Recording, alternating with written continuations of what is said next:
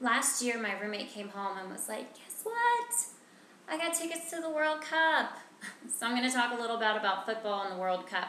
Football's actually been around for centuries upon centuries upon centuries. It's, according to an author, Toby Miller from the Chronicle of Higher Education, he states that there's actually scientific evidence of football being present in the 2nd and 3rd centuries BC in China. And they called this football Su Chu, which it was their form of military training in which they took a ball, filled it with feathers and hair, and had the soldiers kick it through a net that was posted on bamboo shoots, And so moving forward in history, 500-600 years later, we see evidence of football in Japan and then in Greek civilizations as well as Roman civilizations. And Rome actually brought it to the birthplace of modern day football, also known as soccer, to England.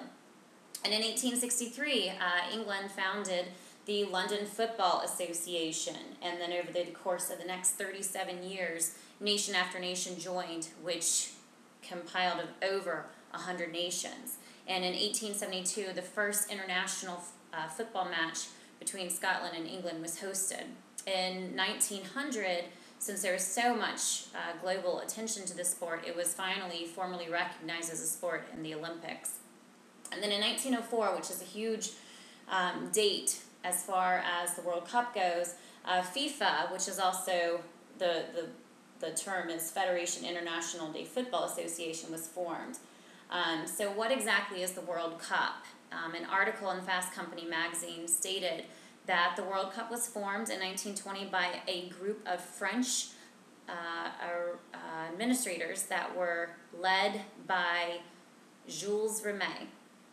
And there's a 3-year qualification phase that the 204 teams, nations that are members of FIFA compete in to get the top 32 placings, which then gets them into year 4, which is the year of the World Cup. The World Cup has been held every 4 years since the year 1930, with the exception of years 1942 and year 1946, and that was due to World War II. So why is the World Cup a big deal? Matthew Clark stated in his article in the Christian Science Monitor that the World Cup is the only sporting event in which nations of rich and poor heritage can compete on an even playing field. It creates a sense of national pride, and it has less variables, more teamwork, and more equality. It focuses more on teamwork instead of individual performance. In addition to the national pride and even playing field, Time Magazine just did an article, it was in volume 175, issue 23, that did this huge expose on the economic benefits of the World Cup. For example, it went over the fact that the World Cup was broadcast to 914 countries as opposed to the 186 countries that Tour de France are broadcasted in. And also, $3.4 million were brought in this year for advertising as opposed to the $1.1 billion that was brought in for the Winter Olympics.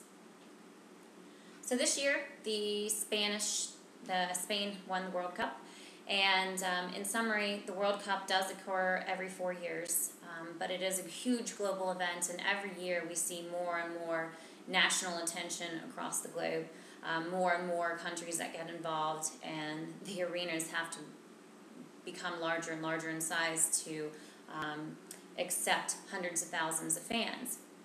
I am very fortunate. I had a very great roommate. She decided to bring me back my own personal piece of the World Cup.